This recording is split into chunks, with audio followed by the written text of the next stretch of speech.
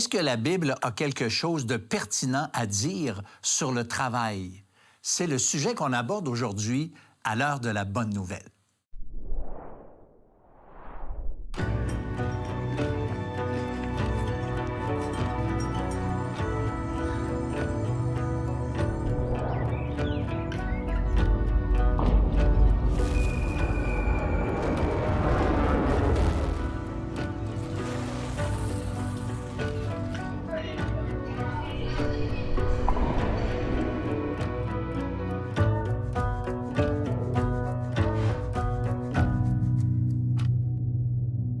Bonjour et bienvenue à l'heure de la bonne nouvelle. On a une émission aujourd'hui qui traite du travail, j'imagine que vous l'avez compris. Et j'ai avec moi Martin L'Hébreu pour traiter du sujet, Samuel Plante. Alors, salut les gars. Salut. Salut François. Martin. J'ai lu un article intéressant dans Le Devoir qui dit qu'il y a 100 ans, donc dans les années 1900, on travaillait 40 de notre vie. Autrement dit, quelqu'un qui vit 100 ans, pendant 40 ans, il travaille non-stop. Donc, c'était 40 à l'époque. Et aujourd'hui, en 2023, j'ai lu dans les statistiques au niveau du Québec, ça a droppé, baissé à 20 Donc, au lieu de 65 heures en moyenne par semaine, les gens travaillent 32 heures à peu près par semaine, 20 de leur vie. Donc, on voit quand même que ça occupe une grande partie de notre temps, le travail. Et il y a toutes sortes de philosophies avec le travail, les gens. Il y a des workaholics qu'on appelle, des gens qui travaillent des 80 heures, 90 heures peut-être par semaine. On a des gens qui aimeraient travailler, mais malheureusement, ils ont une santé peut-être plus fragile, donc ils ne peuvent pas travailler. Et malheureusement, on a des gens qui pourraient travailler, qui seraient très capables, mais qui ne veulent pas travailler. Alors, on a vraiment toute une gamme de philosophie, de façon de voir le travail. C'est ça. C'est intéressant parce que la Bible, elle parle de ceux qui ne veulent pas travailler. Tu sais, il y a ceux qui ne peuvent pas travailler. Dieu avait, dans l'Ancien Testament, établi tout un système pour s'assurer que les gens y aient ce qu'il faut à la base. Ils avaient le droit de prendre les récoltes, par exemple, puis manger ça. Les gens devaient laisser une partie de leur champ pour les pauvres, etc. Mais dans le Nouveau Testament, c'est l'apôtre Paul qui critique les chrétiens, en tout cas certains chrétiens à Thessalonique, qui ils ne voulaient pas travailler. Puis il leur dit, « Hey, les gars, si vous ne voulez pas travailler, là, mangez pas non plus. » C'est une façon de dire que vous ne pouvez pas ne pas travailler si vous en avez la capacité. Ouais. C'est un peu le message. Il y a un rapport étroit entre le christianisme et le travail. Des fois, on pense que, de devenir religieux, il faudrait, au contraire, quasiment s'isoler du monde séculier, puis être dans un état un petit peu contemplatif, puis moins prendre part à la société. Mais non, l'apôtre Paul a eu des sérieux reproches. Là. Vous devez vous mettre à l'œuvre. Faites prospérer votre ouvrage, faites prospérer vos talents, vos dons, ce que vous avez comme intelligence. Donc, il y a vraiment une autre perspective du travail dans les Écritures. Ouais, c'est ça. Écoutez, nous, on a été dans la rue pour poser la question à savoir quelle est votre philosophie du travail? Quel est le rôle, selon vous, du travail? On écoute. Le travail, c'est essentiel. Ça permet de se réaliser, le travail. Ça permet de se sentir utile à la société. C'est un moyen de s'accomplir puis d'apporter quelque chose à la société ou à la communauté. D'enrichir de la connaissance et bien sûr d'avoir de l'argent pour se faire plaisir puis pour les besoins de la vie. C'est ramasser de l'argent pour ta famille et tout. Moi, je commence à travailler. Fait que, en ce moment, je pense pas que je me définis par le travail. Je pense que j'ai beaucoup d'autres choses qui me définissent par rapport de ça. Pour moi, c'est plus avoir de la liberté. Il nous aide à faire des choses avec les personnes qu'on aime bien. Dans ma vie, le travail, c'est pour subvenir à mes besoins et à ceux de ma famille. Mon but du travail, c'est de continuer mes loisirs et de profiter de la vie avec mes petits-enfants. Le travail devrait être un outil pour se réaliser personnellement. J'ai l'impression que c'est plus un outil pour atteindre le niveau de qualité de vie qui, éventuellement, nous permet de nous réaliser dans d'autres sphères. Fait que veut pas, le travail a tendance à, plutôt que d'être intégré dans notre vie puis un élément agréable, à être quelque chose qu'on fait de 9 à 5, qui est vraiment plate, qu'on revient à la maison puis que là, tout d'un coup, notre vie est belle. C'est comme si on reportait toujours à plus tard notre bien-être, même si veut pas. À mon avis, on devrait vraiment être centré sur chercher le corps d'emploi qui nous intéresse le plus puis qui nous passionne. Là. On voit dans les réponses que le travail devrait répondre à 3 buts. La valorisation, le plaisir, subvenir à ses besoins. Puis je pense que les 3 sont importants. Oui, et même dans ces 3 buts-là, il y a comme un tiraillement entre le travail, est-ce qu'il est pour moi ou est-ce qu'il est pour l'autre? T'sais? Est-ce que je contribue à la société ou je me réalise ou un peu des deux? Est-ce que je travaille pour moi ou je travaille pour ma famille? Donc, il y a des tiraillements qui sont là. Parce que dans le travail, si je l'aime pas, c'est difficile de se dépasser. Donc, c'est important d'aimer son travail. La valorisation, ben je peux en avoir, mais c'est pas ça qui paye les comptes. Puis l'argent, je peux bien courir après l'argent, mais tu sais, l'argent que ça fait, je peux bien acheter des choses de qualité, mais l'argent, je peux pas me payer une qualité de vie avec l'argent. Donc, il y a l'équilibre d'atteindre ces 3 buts-là. C'est pas tout le monde qui a la chance d'avoir un travail qui atteint ces buts-là, mais je pense qu'on devrait viser ça. Ah ouais, c'est clair. On raconte l'histoire d'un papa qui vendait des tacos sur le bord d'une rue, des excellents tacos, puis il faisait les choses simplement. Mais il faisait des excellents tacos, mais il prenait plaisir à rentrer tôt chez lui, jouer avec ses enfants. Il avait un mode de vie très simple. Puis à un moment donné, un homme d'affaires vient le voir et dit « Ces tacos-là sont juste magnifiques. Il faut que tu fasses une business avec ça. Il faut que tu fasses quelque chose de gros. » Puis le gars, il l'écoute. « OK, bon, comment je fais ça? » Tu vas investir. Puis là, pendant 20 ans, tu vas travailler. Puis tu vas voir, ça va devenir gros, puis tu vas avoir des sous. Puis là, il dit « OK, mais qu'est-ce que je vais faire avec tout ça? » Bien, il dit « Quand tu vas, après 20 ans, puis ta business va être rendue grande, là, tu vas pouvoir vivre simplement, rentrer chez vous tôt après le travail, profiter de tes enfants. » Je fais pas besoin de tous ces sous-là. Non, mais c'est vrai, c'est ça. Puis moi, j'ai souvent dit à des personnes, tu sais, mettons, quand ils réfléchissent à une carrière, bien, il faut y penser à 2 fois parce que si tu n'aimes pas ton travail, tu vas haïr ta vie parce que tu vas travailler 35-40 heures pendant toute ta vie, 30-35 ans, peut-être 40 ans. Alors, le travail, la philosophie du travail, notre approche face à ça, elle est importante. Mais la Bible a beaucoup à dire sur le sujet. Restez avec nous après la pause. On continue. Oh, le travail, hein? On s'en sort pas. En fait, le travail, c'est une lutte constante qui commence quand on est au secondaire. Tu veux être quoi? Mais il y a quand même quelque chose qui revient par rapport au travail de nos jours, c'est qui est associé à notre identité. Je fais un travail, donc je suis ce travail-là. Et lorsqu'on regarde le discours biblique, l'histoire biblique, on réalise pourquoi le travail est pénible et en même temps, pourquoi l'être humain a comme besoin de travailler. L'heure de la bonne nouvelle, en collaboration avec le Messager chrétien, vous offre gratuitement le livre de réflexion quotidienne La Bonne Semence. Pour en recevoir un exemplaire, écrivez-nous à l'heure de la bonne nouvelle, casier postal 33012, comptoir postal Thibault, Trois-Rivières, Québec, G8T 9T8. Vous pouvez également nous joindre à info@hbn.ca ou par téléphone 1-866-509-1319. Oh, le travail, hein? On s'en sort pas. En fait, le travail, c'est une lutte constante qui commence quand on est au secondaire. Tu veux être quoi? Hey, je sais-tu, je veux être quoi? J'ai de la misère à laver mes boxers. Je sais pas, je veux être qui. Mais rapidement, dans nos vies, le travail prend une place assez importante. Déjà, quand on est au cégep, il faut trouver quels sont nos dons, quelle va être notre carrière. Dans le temps, ton papa, il était vendeur, tu devenais vendeur. Il était marchand, tu devenais marchand. Il n'y avait pas une multiplicité des choix et des options et des programmes. Je ne suis pas contre ça. Mais il y a quand même quelque chose qui revient par rapport au travail de nos jours, c'est qu'il est associé à notre identité. Et ça rend le choix encore plus difficile parce que là, tu te dis, il faut que je choisisse un travail, mais je veux-tu vraiment être un dentiste toute la vie? Je veux-tu vraiment être un enseignant toute la vie? Est-ce que je suis ça? Donc déjà, il y a un rapport à l'identité. Est-ce que je vais laisser le travail me définir? Peut-être trop. Hein? Est-ce que je vais être trop centré sur ce que le travail dit de moi? D'ailleurs, quand on se présente, souvent, on se présente, bien, moi, je suis charpentier menuisier, je suis éboueur, je fais un travail, donc je suis ce travail-là. Ensuite, il y a d'autres pièges qui interviennent assez vite dans la vie des travailleurs que nous sommes, se laisser submerger par le travail. Pas vous, là, mais je connais certaines personnes qui répondent à leur courriel le soir, qui priorisent le samedi parfois un petit peu leur travail, les appels importants à faire sur leur vie familiale. Il y en a qui font des heures supplémentaires à un point tel qu'ils finissent par se divorcer. Et on en entend des histoires comme ça, parce que le travail prend la première place et ça a des conséquences sur le reste de l'organisation de la vie de cette personne-là.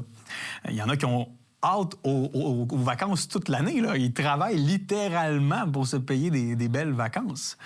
Et là arrive la pénibilité même du travail. Parce que même si on est passionné par notre travail, prenez la personne la plus passionnée de son emploi, qui est contente, qui rêve à son travail, il va y avoir des moments où est-ce que c'est plus pénible, c'est plus difficile, il y a des tâches qu'on n'aime pas toujours faire, et intervient aussi la monotonie du travail. Le 9 à 5, une forme de vanité, là, c'est tous les jours, c'est les jours de la marmotte, il faut se lever à nouveau, il faut se forcer, partir la machine, travailler jusqu'à 4-5 heures, revenir, et là, rajoute des enfants dans l'équation, d'autres tâches aussi.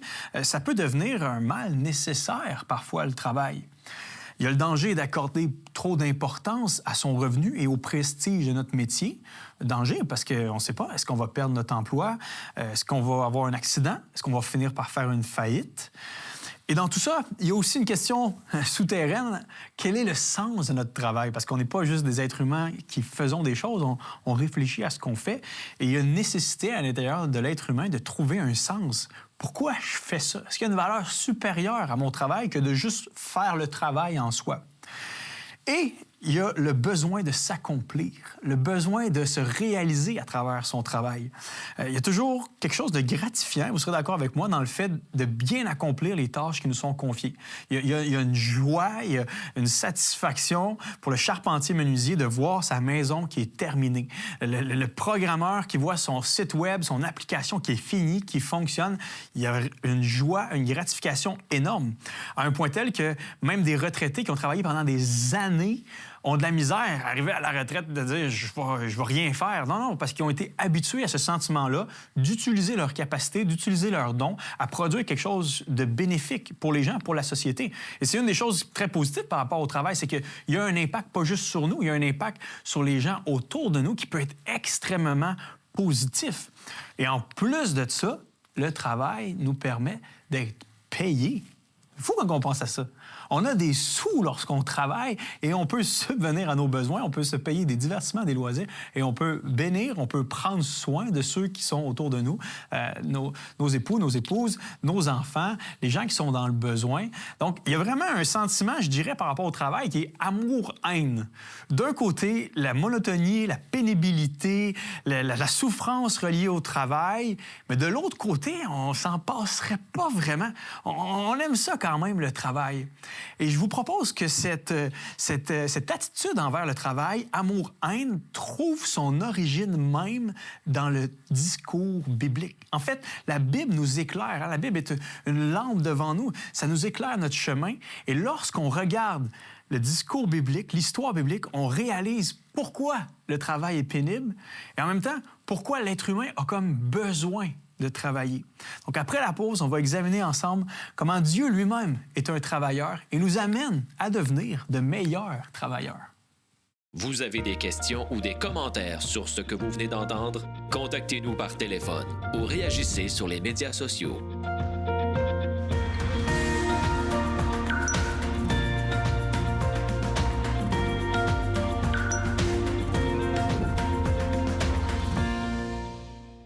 Samuel, Dieu est loin d'être contre le travail, mais Dieu même, c'est un grand travailleur, non? Oui, il suffit de regarder un coucher de soleil et on réalise comment il est un grand artiste. Il suffit de regarder une personne, les traits du visage, la pupille des yeux pour réaliser que Dieu a fait une bonne job quand même. Hein? Chaque personne, on est unique. La Bible nous décrit l'ouvrage créationnel de Dieu vraiment comme quasiment une semaine de travail. C'est ça. Exactement. Il s'est appliqué à la tâche avec ses mains. Il a façonné l'être humain. Il a parlé. On peut croire que Dieu pensait. Hein? Ah oui. Il y a des plans que même les plus grands scientifiques ne peuvent percer. Qu'est-ce que Dieu lui-même a pensé de l'univers? Donc, et Dieu a terminé la semaine en disant quoi? Bien, c'est une très bonne chose. Ouais, c'est bon. Ouais, c'est bon. Et ça l'incluait, intrinsèquement parlant, le travail. Donc, foncièrement, le travail ne peut pas être qualifié comme la source de nos maux, la source de notre frustration. Le travail est une bonne chose en soi. Dieu nous a engagés comme les sous-contractants. Hein? Il dit à Adam et Ève, « Soumettez la terre, soyez-en maîtres, dominez-la. » On peut lire en Genèse 1, 28. Donc, Adam et Ève n'ont même pas eu besoin d'envoyer leur CV à la secrétaire de la Trinité qui était déjà embauchée, hein, plein emploi. Let's go, travaillez, faites fructifier vos dons, vos talents pour ma gloire. Et c'était peut-être l'astérix, hein? Oh, c'est ça. l'astérix qui change tout, l'être humain devait travailler à la gloire de Dieu, pour la gloire de Dieu. Et on voit quand même dans la Genèse que les sociétés se développent, qu'il y a des cultivateurs, il y a des bergers, des chasseurs, des artisans. Noé qui bâtit son arche, bon, il devait clairement avoir des charpentiers, il devait avoir certaines expertises déjà qui circulaient. On bâtit des villes, Babel, là. On bâtit des choses assez même impressionnantes dès les débuts de l'humanité.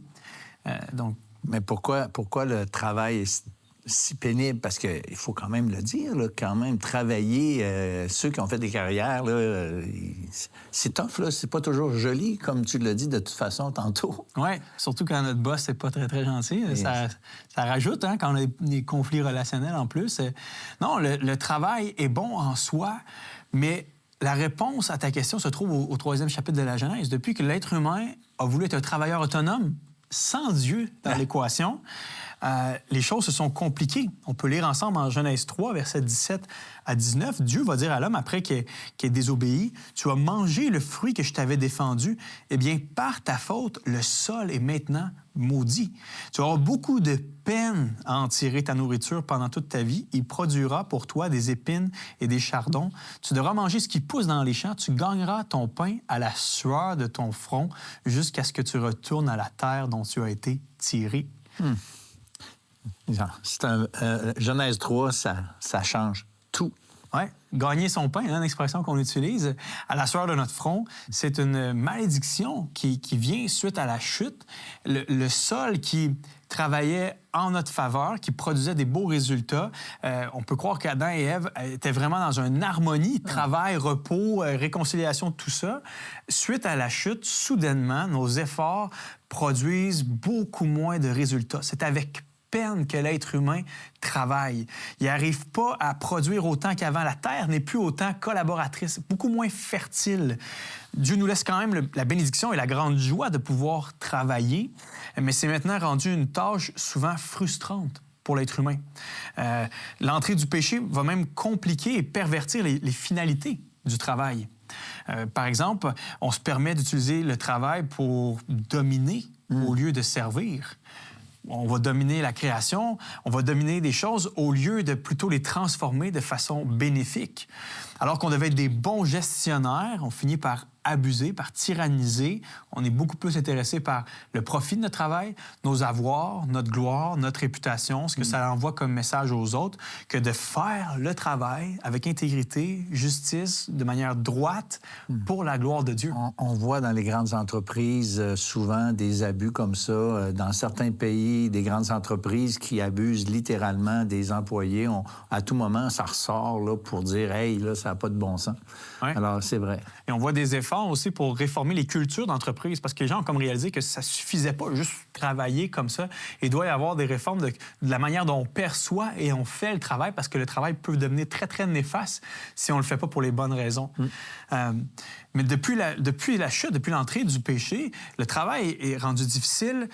Ses effets sont parfois pervertis. Mais non seulement ça, on a de la misère à gérer l'équilibre travail-repos. On tombe soit dans la paresse, l'oisiveté, ou on sombre dans la productivité effrénée, et là, on vient jouer sur notre santé, on vient jouer sur les gens autour de nous. Et encore une fois, on voit comment la Bible, en fait, c'est un sujet d'équilibre. Dieu nous redonne cet équilibre-là lorsqu'on travaille à sa gloire. Et ça rend notre travail beaucoup moins futile et vain. Parce que le travail en soi, je veux dire, tu travailles toute une vie pour ta retraite, puis tout d'un coup, tu peux t'envoler en fumée. Oui, puis finalement, tu donnes ton acquis, ton usufruit, comme ils disent, aux voisins, ou en tout cas à tes enfants. Mais... On entend les histoires comme ça, hein, des gens qui travaillent toute leur vie, puis là, ils avaient tellement hâte de voyager à leur retraite, ils arrivent à leur retraite, apprennent qu'ils ont un cancer, 2 semaines de vie. Puis j'ai entendu l'histoire même d'un homme qui a pris l'infirmière par le collet, puis il a dit « Toi, profite de la vie, parce que moi, toute ma vie, j'ai attendu ça, puis voici, je suis là, tu sais. » Le travail en lui-même ne peut pas être la finalité ultime. Jésus utilise une histoire, puis il parle d'un homme qui a amassé, qui était centré sur les profits de son travail, puis qui s'est dit « Un jour, quand j'aurai fini ça, je vais pouvoir manger, me reposer. » Jésus dit de cet homme-là « Insensé. » Il ne sait pas que ce soir, sa vie va lui être redemandée. Et je pense que Jésus, à travers ça, enseigne que la vie est plus que le travail. En fait, que ta vraie richesse dans la vie, c'est plus que ton chèque de paye. C'est pas juste ce que tu es capable de faire comme travail, c'est est-ce que tu es riche aux yeux de Dieu. Ça, c'est la vraie richesse, parce que sinon, tes plans s'arrêtent juste à ta tombe.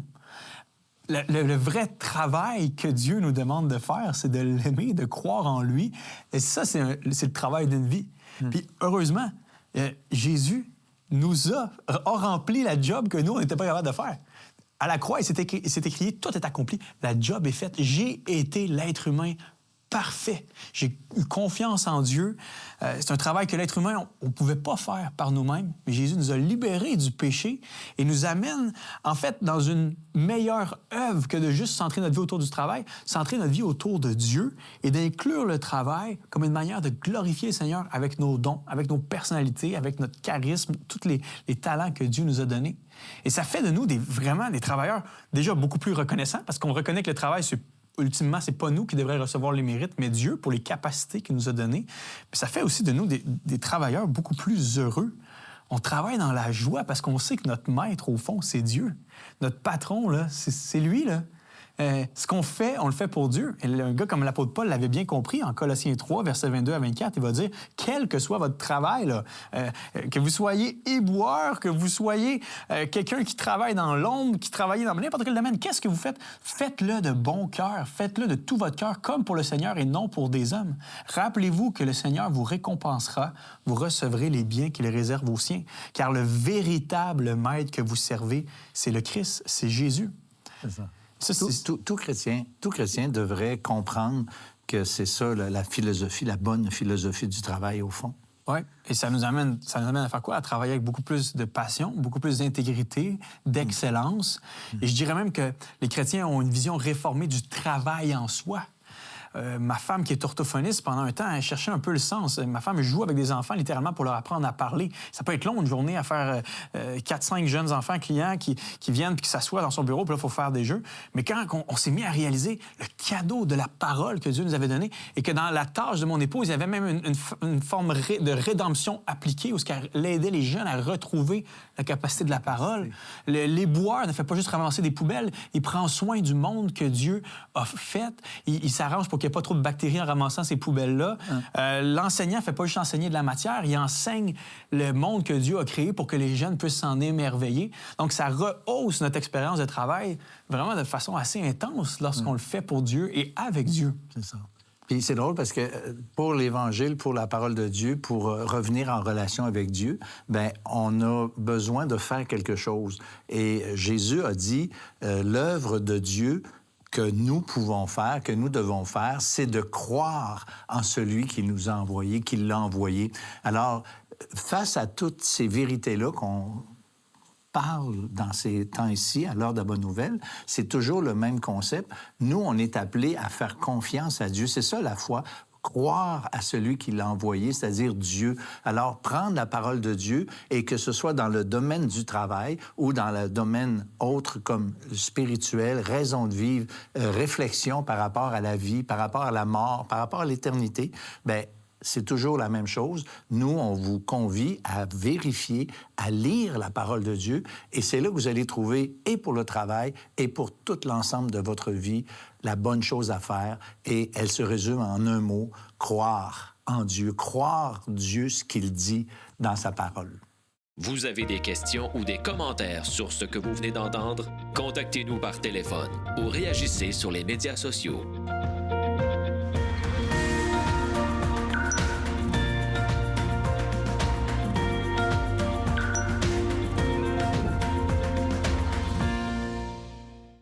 Bible Project produit des vidéos d'animation qui étudient autant les livres que les thèmes de la Bible. Vous retrouverez sur ce site des vidéos courtes et entièrement animées pour aider à explorer l'histoire de la Bible d'une nouvelle manière. C'est une excellente ressource pour comprendre l'essentiel de chacun des livres de la Bible et c'est aussi une façon très utile pour visualiser une synthèse de chacun des principaux thèmes bibliques. Ces ressources sont disponibles gratuitement pour rendre l'histoire biblique accessible à tous. Samuel, quand tu parles de l'innocence, le travail au temps de l'innocence humaine, avant la chute, avant la catastrophe mondiale du péché qui est entrée dans le monde puis qui a rendu le travail pénible, quand je vois par exemple des fois une quincaillerie pas loin de chez nous, puis souvent on rencontre des travailleurs qui sont des retraités, Et puis, tu sais, des fois, ça m'est arrivé de jaser un peu avec eux. Puis là, je disais, pourquoi vous travaillez? Tu sais, pour me désennuyer, pour voir un peu les gens, puis tu sais, pour me rendre utile. Et puis, je me disais, le travail avant la chute, ça devait ressembler un peu à ça. Tu sais, je veux dire, pas obligé. Si, mettons, ça fait pas ton affaire, tu vas dire, regarde, moi, je m'en vais, puis je quitte, puis je m'en vais aller travailler ailleurs, parce que, regarde, j'ai pas besoin de ça pour vivre, moi, là. Ouais. Alors, tu sais, ça me faisait penser un peu à ça. Une expérience 100 le fun, agréable, C'est ça, tu sais, décontracté. Le gars, il endurera pas des imbéciles heureux là, qui l'entourent, là, puis se faire dire des affaires. Là, tu sais, il va dire, regarde, bonsoir, j'ai d'autres choses à faire que ça. Ouais. Ce que j'ai remarqué dans le Vox Pop, je reviens au Vox Pop, mais les gens travaillent pour eux-mêmes. C'est normal. On travaille pour gagner de l'argent, pour subvenir à nos besoins, nos enfants, mais on travaille pour nous. Puis ce que j'ai remarqué avec le message de Sam, c'est que Dieu, lui, travaille pour nous, pas pour lui. Puis on le voit dans la création. Il a fait toute cette création-là pour nous. Puis même si ça, c'est dans la Genèse. Puis même si on va dans l'Apocalypse, on voit que Dieu va recréer nouveaux cieux, nouvelle terre. Il va encore faire la création pour nous. Puis entre les deux, on a Jésus-Christ qui travaille pour nous. Encore. Puis il y a un verset que j'aime beaucoup qui est dans... En fait, c'est Jésus qui prie au Père. Puis il va dire dans Jean 17, au verset 4, « J'ai manifesté ta gloire sur la terre. J'ai achevé l'œuvre, le travail que tu m'as donné à faire. » Il est allé jusqu'au bout, il a travaillé, il est mort à la croix pour nous. On travaille pour soi, mais lui, il travaille pour nous. Ouais. Puis même à la croix, Jésus a dit à la fin, tout est accompli. Ouais. Donc, encore une œuvre, l'œuvre qui parle dans Jean 17, bien, c'est cette même œuvre de la mort à la croix. Si on devient un enfant de Dieu, comme tu nous as encouragé de le faire, de venir au pied de la croix, d'accepter le Seigneur Jésus comme un Seigneur et Sauveur, bien, notre perspective change. Puis on peut travailler pour soi, mais pour la gloire de Dieu aussi. Fait que ça change vraiment tout. Ouais. Ultimement, le travail va avoir des finalités qui sont saines, comme gagner des sous, se réaliser, mais c'est plus comme des sous-produits. Parce que quand on travaille pour Dieu, on a un travail qui n'est pas juste un 9 à 5, au contraire, c'est une vocation qui devient, comme le Seigneur, qui devient altruiste, centré sur le bien commun. On a une joie à voir les fruits de notre travail qui sont pour le bénéfice de l'autre. Comme Dieu travaille pour nous, ben nous aussi, on veut que nos sociétés grandissent, que les gens soient pris en charge, donc qu'on soit au bas de l'échelle dans un hôpital à ramasser du vomi. On le fait parce qu'on sait qu'on prend soin des gens et ça nous donne un sens et une joie profonde à le faire. Le chrétien, le travail et le chrétien, c'est vraiment intéressant. On est impliqué dans un camp de vacances, puis ce camp-là a beaucoup de bénévoles et les vérificateurs du gouvernement sont venus régulièrement, d'ailleurs. Et puis, à un moment donné, le directeur s'est fait poser la question, mais comment vous faites pour trouver autant de bénévoles? Bien, la raison, c'est que les chrétiens veulent servir Dieu, veulent travailler pour Dieu, et c'est une façon de le faire dans des camps ou s'impliquer dans une église. Alors, merci Martin, merci Samuel pour le temps avec nous. Et nous, on en profite pour vous dire merci d'avoir été là. Et au revoir et la semaine prochaine pour une autre émission de l'heure de la bonne nouvelle. Il y a dans le cœur de l'homme un trou en forme de Dieu. Et on essaie de remplir ce trou-là avec plein de choses. Les femmes, le pouvoir, la gloire, l'argent. Si seulement j'étais aux vacances, si seulement j'étais dans une autre relation, on a l'impression que le bonheur, c'est toujours un peu plus loin. T'as beau être l'homme le plus riche au monde, ça remplit toujours pas le trou, qui est le seul morceau, c'est Jésus-Christ. C'est le seul qui peut remplir ce trou.